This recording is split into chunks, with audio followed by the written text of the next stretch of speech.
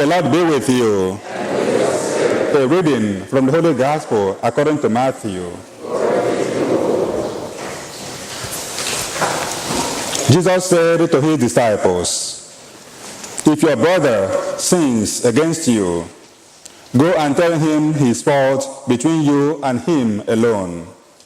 If he listens to you, you have won over your brother. If he does not listen, take one or two others along with you, so that every fact may be established on the testimony of 2 or 3 witnesses. If he refuses to listen to them, tell the church. If he refuses to listen even to the church, then treat him as you would a Gentile or a tax collector. Amen, I said to you, whatever you bind on earth shall be bound in heaven, and whatever you loose on earth shall be loosed in heaven. Amen, I say to you, if 2 of you agree on earth about anything for which they are to pray, it shall be granted to them by my heavenly Father. For wherever 2 or 3 are gathered in my name, there I am in the midst of them." The Gospel of the Lord. Praise to you, Lord Jesus Christ.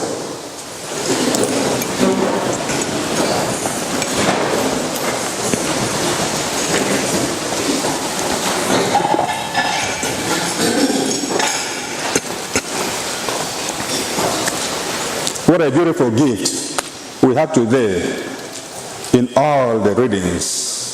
And I think they spoke directly to each and every one of you. Well, I don't know about you. He spoke directly to me. What do you think? Spoke to you too? No?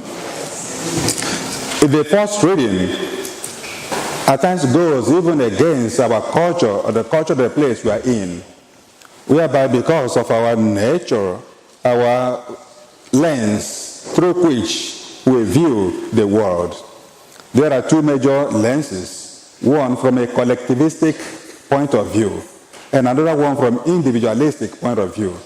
From the individualistic point of view, we see everyone as an individual, whereby everything is about you.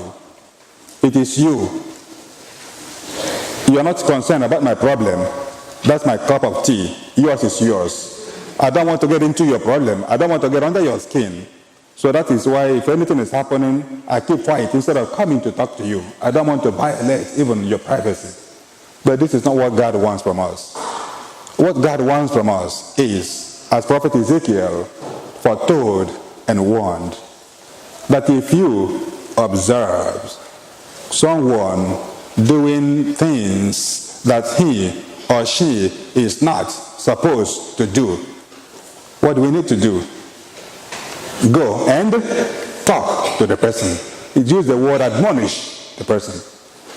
If you talk to the person and now he fails to listen to you, that person will die, but he will be culpable for his sin. But if you see, you watched, you heard, and never did anything, because that's not my business, that's their business. Yes, that person will die, but who will be held accountable? Who? Why? Otherwise, it could be called a culprit, which is one who helped others to commit a crime, because you saw and you never did anything to stop. So this now calls all of us to remind us that we should be our brother's keeper, without knowing that, or knowing fully well that what I do may make you to go to heaven or may make you not to go to heaven, depending on how you approach me. Or what you do, if I don't talk, if I don't speak, mine may even be worse, because there are so many of us here. And if I don't say it, if I don't do it, oh my God, who knows the type of place I'm going to be at the end. But if I say it and you do not listen, then it's on you. And all this we've been saying, St. Paul summarized everything in the second reading, talking about love, which does no wrong to anyone, which does no evil to anyone, which does no bad thing to anyone. And he calls upon us to treat each other from love point of view. We should express our love to each other by the way we talk to each other. If you, for example, those who are married or those who have children, and your child is married, and you know they're having problems, and you don't want to get in. Why? Because it's not my problem. And tomorrow, there will be divorce. Who will suffer now? It will affect you. So, but if you observe things that are going on, and you come out publicly, just like God will do, like Christ will do, you come out and say what you want to say, tell them this is not good, okay, why not you do this, and they fail to listen, that's the problem. You have already done what you are supposed to do. The gospel reminds us one of the major discourses of Jesus is the sermon on the Mount, is the issue he treated today on how to win our relationship with one another. But we know we are human beings. We make mistakes even when we don't think we did. I may offend you without knowing that I did anything wrong. Even in this Mass, I may say something and that you may be annoyed. If I say something that is objective, truth, the gospel, and you are annoyed, that's your problem. You don't want to challenge yourself, that's your problem. You don't want to change the way of your life, that's the problem. If I don't say it, it will be a punishment on my side at the end.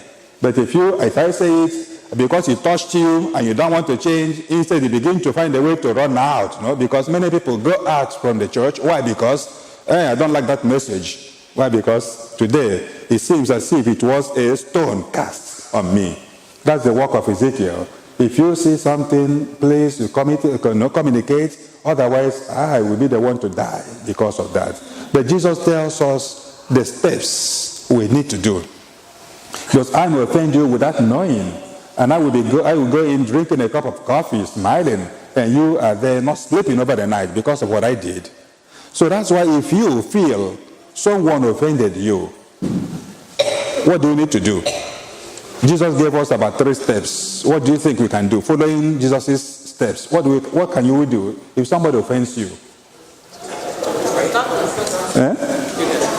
You got to pray, no? We got to pray. Good. Do we pray when someone offends us? Okay. Now, what else do we need to do? No?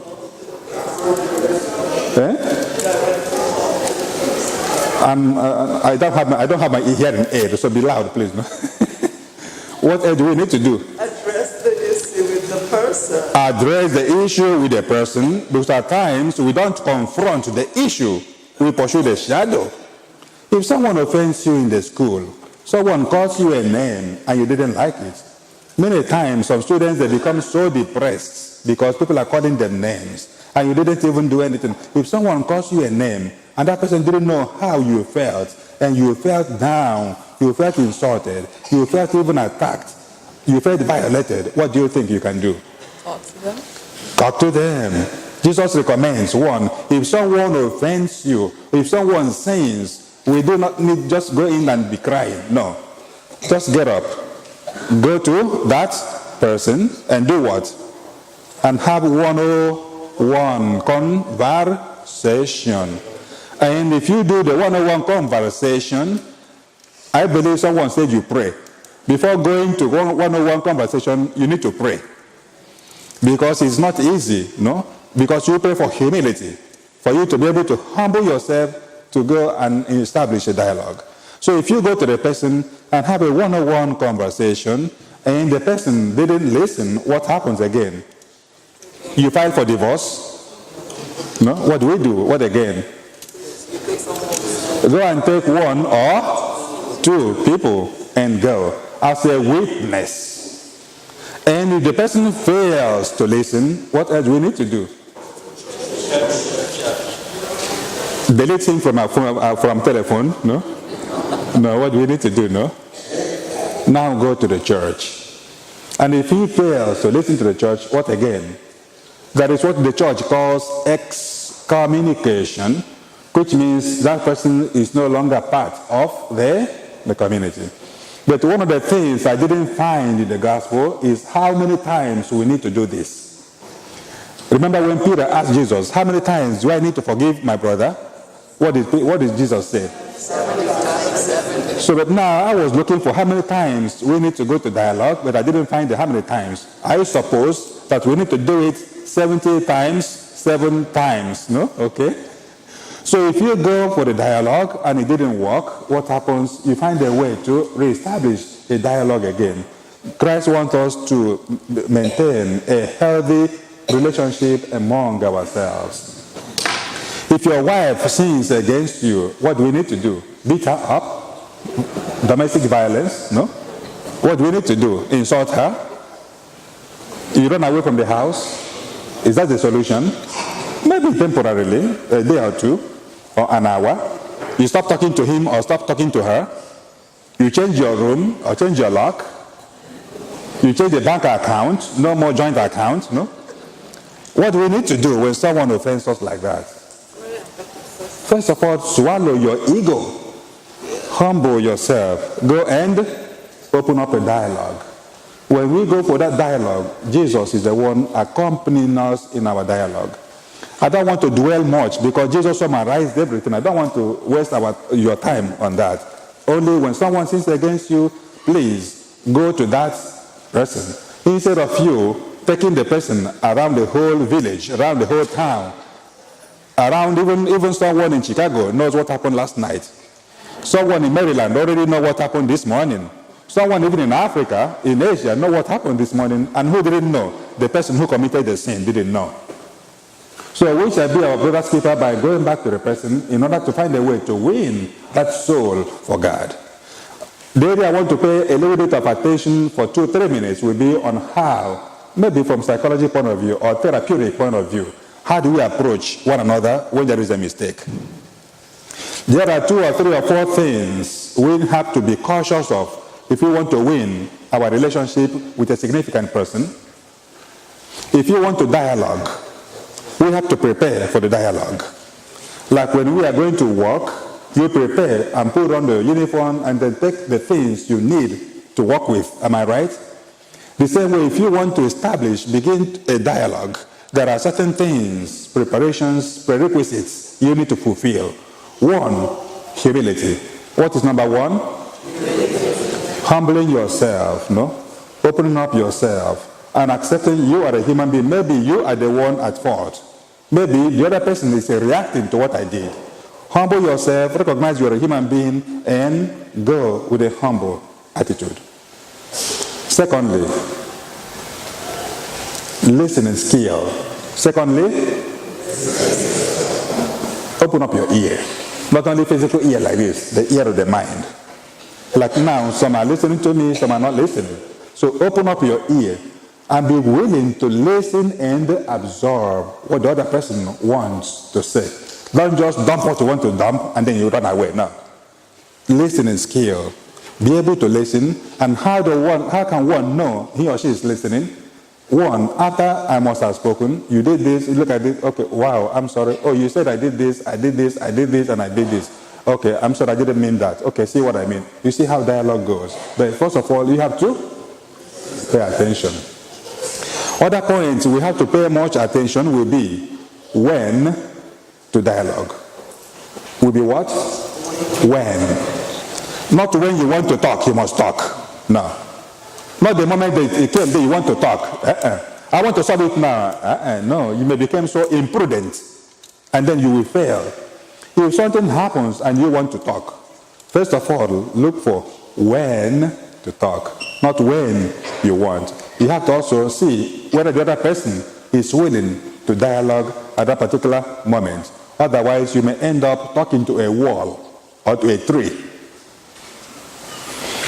If you seek for appropriate moments, and when is that moment? Look at the face of the person. Make a little bit of humor to see, wow. And then you know, okay, now this is the moment. Can we talk?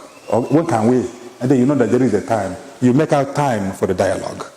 It's not something you bring out from the sleeves of your chest. Okay, I want us to talk now. Oh my God.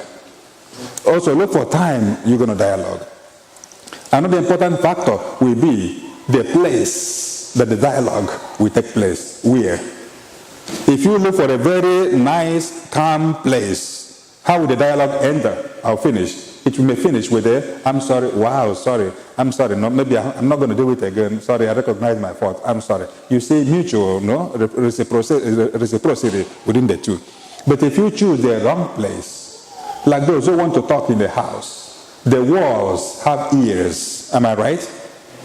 Walls have ears. Some children, they know very well when they listen to daddy and mommy talking, no? When they know mommy and dad, they know they're not talking, they're screaming, no? Why? Because the walls have ears. There are certain discussions you look for a place, neutral place, to have your dialogue. It is not always in the house. There are some people, they solve the whole problem even in the cafeteria. The whole problem even in a restaurant. Sitting down together, but they are touching and talking about lives. There are people, they come to the church, even in the parking lot, in different places, in the Stone Mountain, what do you call it, Stone Mountain Mountain. No? You will see them, they are taking a walk, but they are addressing life-saving issues. So at times, it's not inadequate in the house to do the dialogue. We have to look for an appropriate place to dialogue. And thirdly, one of the most important factors we need to get ready for is how we talk. How you present your point. You want to come and talk to me, and you think I'm not a human being, and you do whatever you do, open your mouth the way you want to open your mouth, I mean, it may not end very, very well. So one of the most important things is how we talk, and not even what we say.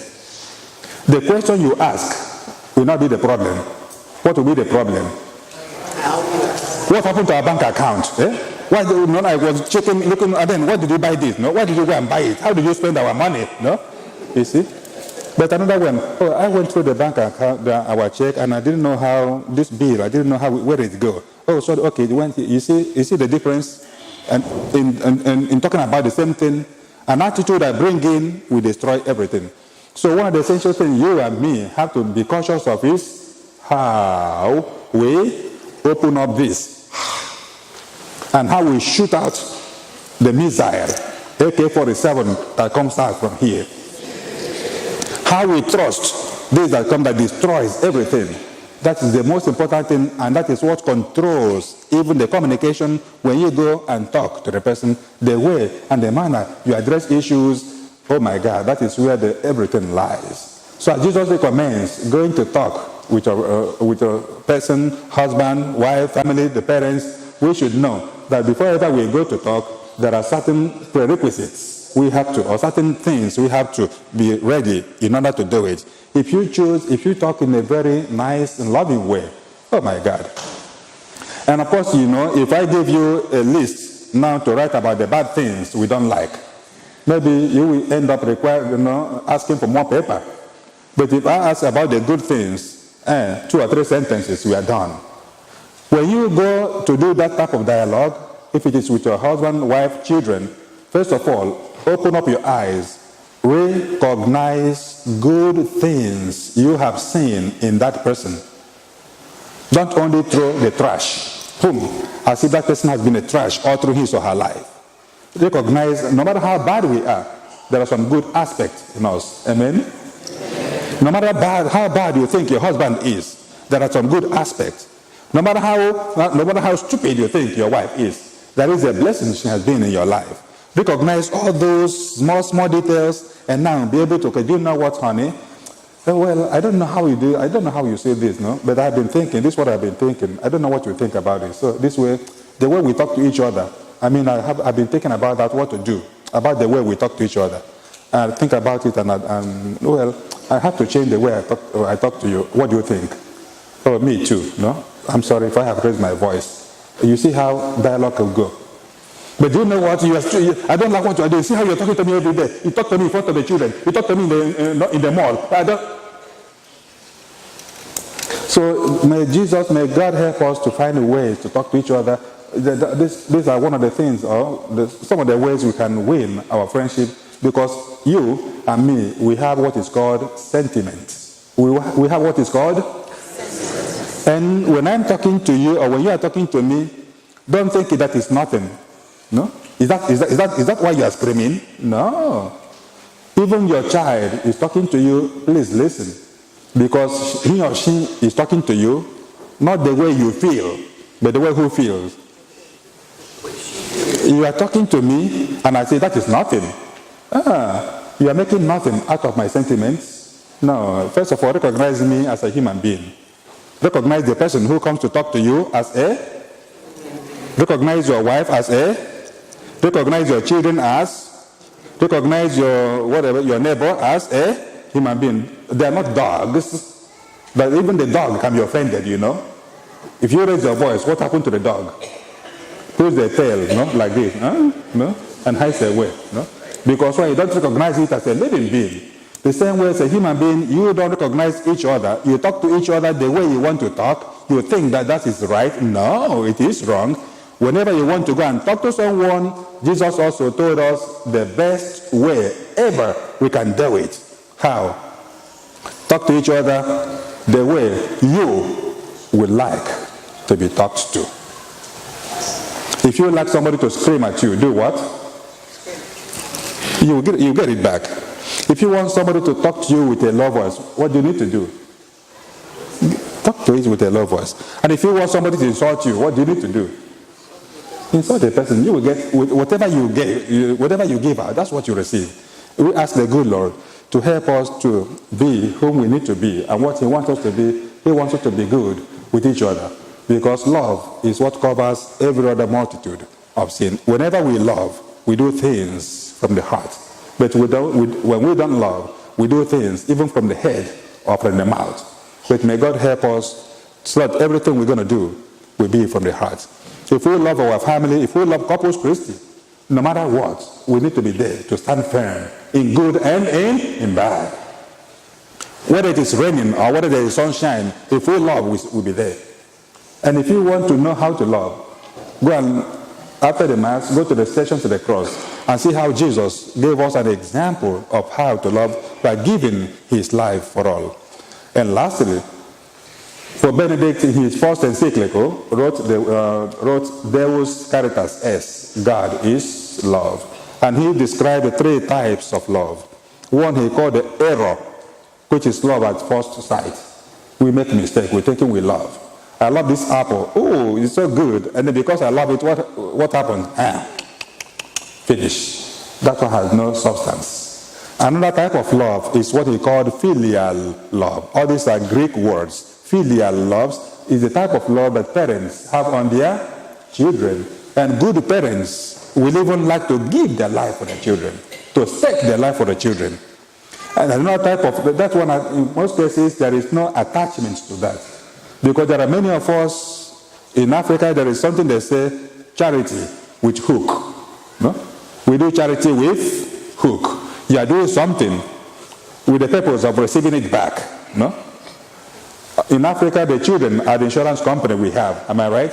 So that was some invest on the children with the hope that tomorrow the children will also take care of them. So the same way, there are many things we do, not because of love, but because of charity with hook. But Jesus wants us to do the third one, which Pope Benedict Emeritus described as agape. And agape is an unconditional love, which will make you to stake your life for the rest. Your life for your family, your life for your wife, your life for your husband, your life for your parents as well. And this is what God has caused on you and me to practice today. An unconditional love, not only for ourselves, also for the neighbor, and also for the church and for our community. May we stand to profess our faith. I believe in one God,